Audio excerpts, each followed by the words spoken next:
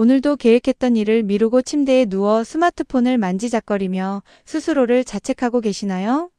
나는 왜 이리 의지가 약할까? 왜 남들처럼 빠릿빠릿하게 움직이지 못할까라며 가슴 한구석이 답답해지는 그 기분 아마 많은 분이 경험해 보셨을 겁니다. 하지만 오늘 제가 가장 먼저 드리고 싶은 말씀은 그건 당신의 잘못이 아니라는 사실입니다. 당신이 게을러서도 인격적으로 부족해서도 아닙니다. 그저 당신의 뇌가 인간의 뇌라는 정교하고도 고집스러운 시스템이 설계된 대로 작동하고 있을 뿐입니다. 우리가 흔히 의지력이라고 부르는 것은 사실 성격의 영역이 아니라 철저히 생물학적인 에너지의 영역입니다. 우리의 뇌 속에서는 매일매일 치열한 전쟁이 벌어지고 있습니다. 그 전쟁의 두 주인공은 바로 이마 바로 뒤에 위치한 전두엽과 뇌의 깊숙한 곳에 자리 잡은 기저핵입니다. 전두엽은 우리 뇌의 CEO와 같습니다. 계획을 세우고 미래를 설계하며 충동을 억제하고 논리적인 판단을 내리는 역할을 하죠. 우리가 내일부터는 꼭 운동해야지, 공부해야지라고 결심할 때 활성화되는 곳이 바로 여기입니다. 반면 기저핵은 우리 몸의 자동 조절 장치와 같습니다. 습관을 저장하고 반복적인 행동을 수행하며 에너지를 최소한으로 쓰려는 본능을 담당합니다. 문제는 이 전두엽이라는 CEO가 생각보다 훨씬 더 빨리 지친다는 점에 있습니다. 전두엽은 뇌에서 가장 에너지를 많이 소모하는 부위입니다. 우리가 무언가 새로운 결정을 내리거나 하기 싫은 일을 억지로 참으며 해낼 때마다 전두엽의 에너지는 급격히 고갈됩니다. 반면 기저핵은 아주 효율적입니다. 이미 익숙해진 습관대로 행동하기 때문에 에너지를 거의 쓰지 않죠. 퇴근 후 운동을 가기로 마음먹었지만 어느새 소파에 누워 유튜브를 보고 있는 당신의 모습은 전두엽이 에너지를 다 써버려 힘을 잃었을 때 기저핵이 늘 하던 대로 편하게 쉬자며 주도권을 가로챈 결과입니다. 이것은 의지력의 부재가 아니라 생존을 위해 에너지를 아끼려는 뇌의 본능적인 선택입니다. 우리가 스스로를 자책할 때 상황은 더 악화됩니다. 난 왜 이 모양일까라고 비난하는 순간 우리 뇌에서는 스트레스 호르몬인 코르티솔이 분비됩니다. 이 호르몬은 전두엽의 기능을 마비시키고 공포와 불안을 담당하는 편도체를 자극합니다. 결국 자책은 의지력을 키워주는 게 아니라 오히려 전두엽의 힘을 더 빼앗아 우리를 무기력의 늪으로 밀어넣습니다. 당신의 뇌는 지금 비난이 아니라 휴식과 이해를 필요로 하고 있습니다. 지금 내 전두엽이 에너지를 다 썼구나. 내 뇌가 나를 보호하려고 잠시 쉬자고 하는구나라고 생각하는 것만으로도 뇌의 긴장은 완화되기 시작합니다. 의지력을 쥐어짜서 나를 채찍질하는 방식은 결코 오래갈 수 없습니다. 그것은 마치 기름이 떨어진 자동차를 억지로 밀어서 가려는 것과 같습니다. 이제는 전략을 바꿔야 합니다. 전두엽의 부담을 덜어주고 기저에게 자동 시스템을 활용하는 법을 배워야 하죠. 큰 목표를 세우는 대신 뇌가 눈치채지 못할 만큼 작은 행동부터 시작하는 것이 그 열쇠입니다. 이 뇌의 원리를 이해하는 것만으로도 당신은 이미 변화의 첫걸음을 뗀 것입니다. 전두엽이라는 CEO가 얼마나 쉽게 지치는지 알게 되면 우리는 이제 의지력이라는 단어를 다르게 정의해야 합니다. 많은 사람이 아침에 눈을 뜰 때는 원대한 계획을 세우지만 정작 퇴근 후에는 손가락 하나 까딱할 힘이 없는 이유가 바로 여기에 있습니다. 전두엽은 마치 스마트폰 배터리와 같습니다. 아침에 100%로 시작해도 점심 메뉴를 고르고 상사의 눈치를 살피고 이메일 답장을 고민하는 그 모든 사소한 순간마다 배터리는 뚝뚝 떨어집니다. 심리학에서는 이를 결정 피로라고 부릅니다. 우리가 정작 중요한 일을 시작하려 할 때 이미 우리 뇌의 의사결정 에너지는 바닥을 드러내고 있는 것이죠. 이때 기저핵은 기다렸다는 듯이 속삭입니다. 에너지가 없으니까 가장 익숙한 걸 하자. 기저핵에게 익숙함은 곧 생존입니다. 새로운 도전은 뇌 입장에서 엄청난 에너지를 퍼부어야 하는 위험한 투자일 뿐입니다. 그래서 우리가 새로운 공부를 시작하거나 운동을 하려 할 때 몸이 천근만근 무거워지는 것은 기저핵이 보내는 아주 강력한 저항 신호입니다. 이 저항을 의지력이라는 채찍으로만 이기려 드는 것은 엔진이 과열된 차를 계속 밟는 것과 같습니다. 결국 차는 멈춰 서고 우리는 또다시 나는 왜 이럴까라는 자책의 굴레에 빠지게 되죠.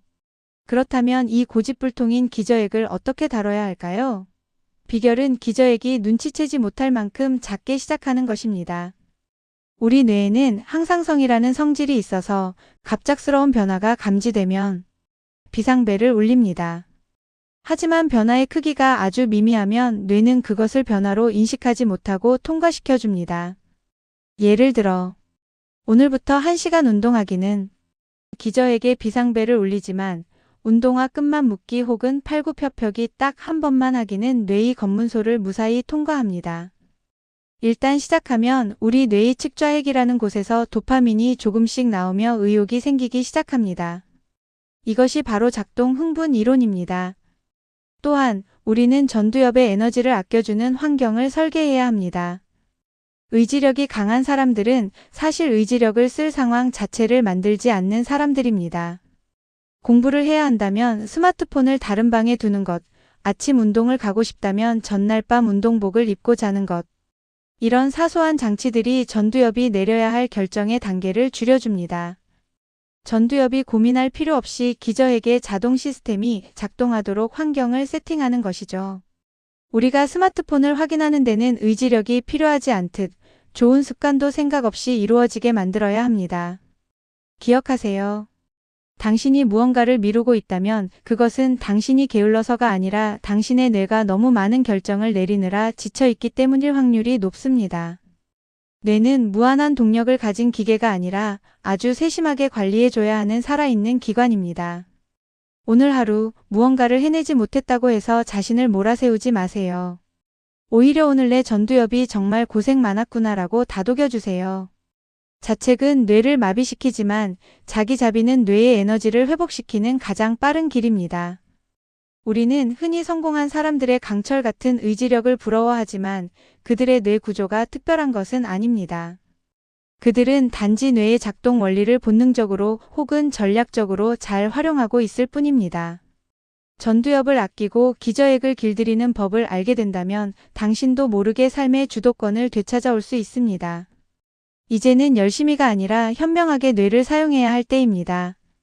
전두엽이라는 배터리를 아끼는 법과 기저액을 속이는 법을 알았다면 이제 가장 중요한 마지막 퍼즐 조각을 맞춰야 합니다. 바로 충전과 각인의 시간입니다. 우리는 흔히 쉬는 시간에도 스마트폰을 손에서 놓지 못합니다. 하지만 뇌 과학의 관점에서 볼 때 끊임없이 쏟아지는 짧은 영상과 자극적인 정보들을 처리하는 것은 전두엽을 쉬게 하는 것이 아니라 오히려 남은 에너지를 바닥까지 쥐어짜는 행위입니다. 진정한 휴식이란 전두엽이 아무런 정보도 처리하지 않고 멍하게 있는 상태, 즉 디폴트 모드 네트워크가 활성화되는 시간을 의미합니다. 산책을 하거나 창밖을 멍하니 바라보거나 질 좋은 잠을 자는 것만이 방전된 의지력의 배터리를 다시 채울 수 있는 유일한 방법입니다. 잠을 자는 동안 우리 뇌는 단순히 멈춰 있는 것이 아닙니다. 글림파틱 시스템이라는 정화작용을 통해 낮 동안 쌓인 뇌의 노폐물을 씻어내고 전두엽의 기능을 회복시킵니다. 잠은 죽어서 자는 것이라는 말은 뇌 과학적으로 볼 때 내 의지력을 포기하겠다는 선언과 같습니다. 만약 당신이 오늘 유독 무기력하고 결단력이 부족했다면 그것은 당신의 정신력이 흐트러진 것이 아니라 어제의 잠이 부족했거나 뇌가 쉴 틈 없이 과부하 상태였기 때문일 가능성이 큽니다. 자신을 몰아세우기 전에 먼저 뇌에게 진정한 휴식을 허락하세요. 그렇다면 이 전두엽의 고생을 끝내고 모든 노력을 기저에게 자동 모드로 완전히 넘겨주는 데는 얼마큼의 시간이 필요할까요? 수많은 연구에 따르면 새로운 행동이 뇌에 완전히 각인되어 의지력이 필요 없는 습관이 되는 데는 평균적으로 66일 정도의 시간이 걸립니다. 이 기간은 전두엽이 주도권을 쥐고 기저에게 이건 이제 내가 담당해라고 업무 인계인수를 하는 기간입니다. 처음 며칠은 죽을 만큼 힘들 수 있습니다. 전두엽이 모든 에너지를 써야 하기 때문이죠. 하지만 3주가 지나고 한 달이 지나면 뇌 속에서는 신경세포들이 단단하게 연결되는 신경가소성의 기적이 일어납니다. 어느 순간부터는 운동화를 신는 것도 책을 펴는 것도 양치질을 하는 것처럼 아무런 저항감 없이 자연스럽게 이루어지게 됩니다. 이 과정에서 가장 경계해야 할 것은 완벽주의라는 함정입니다. 단 하루 계획을 지키지 못했다고 해서 역시 난 안 돼라며 포기하는 순간 기껏 만들어 놓은 뇌의 회로는 다시 약해집니다. 하지만 기억하세요. 기저액은 단 한 번의 실수로 모든 기록을 지우지 않습니다. 하루를 쉬었더라도 다음날 다시 시작하면 뇌는 그 전의 기억을 불러와 다시 연결을 시작합니다. 중요한 것은 완벽이 아니라 연속성입니다. 스스로에게 너그러워지세요. 실패했을 때 자신을 비난하는 대신 뇌가 잠시 쉬어가는 중이구나라고 말해줄 수 있는 여유가 필요합니다. 자기 비난은 뇌를 위축시키지만 격려는 전두엽을 다시 춤추게 만듭니다. 결국 인생을 바꾸는 것은 대단한 정신력이 아니라 내 뇌의 구조를 이해하고 그 흐름에 몸을 맡기는 기술입니다. 당신은 지금까지 엔진이 고장난 줄 알고 자신을 자책하며 차를 밀고 왔을지도 모릅니다. 하지만 이제 알게 되셨을 겁니다. 엔진은 고장난 게 아니라 연료가 부족했을 뿐이고 사용 설명서를 잘못 읽었을 뿐이라는 것을요. 전두엽을 소중히 아껴주고 기저액과 친해지며 작은 성공의 경험을 뇌에 쌓아주세요. 그렇게 한 걸음씩 나아가다 보면 어느샌가 당신은 당신이 꿈꾸던 모습에 자연스럽게 도착해 있을 것입니다. 당신의 뇌는 이미 당신을 도울 준비가 되어 있습니다. 오늘 준비한 이야기는 여기까지입니다. 의지력이라는 무거운 짐을 내려놓고 이제는 여러분의 뇌와 함께 가볍게 걸어가 보시길 바랍니다. 당신의 모든 시도와 도전은 그 자체로 뇌를 성장시키는 소중한 자산입니다. 오늘 이 영상이 스스로를 미워했던 마음을 위로하고 다시 시작할 용기를 주었다면 정말 좋겠습니다. 이 영상이 여러분의 삶에 작은 변화의 씨앗이 되었다면 좋아요와 구독 꾹 눌러주시고요. 오늘 내용을 듣고 새롭게 깨달은 점이나 앞으로 기저에게 새기고 싶은 여러분만의 작은 습관이 있다면 댓글로 자유롭게 들려주세요. 여러분의 댓글 하나하나가 저에게는 큰 힘이 됩니다. 저는 다음에도 여러분의 마음과 뇌를 시원하게 풀어줄 통찰력 있는 이야기로 돌아오겠습니다. 오늘 하루도 고생 많으셨습니다. 시청해주셔서 감사합니다.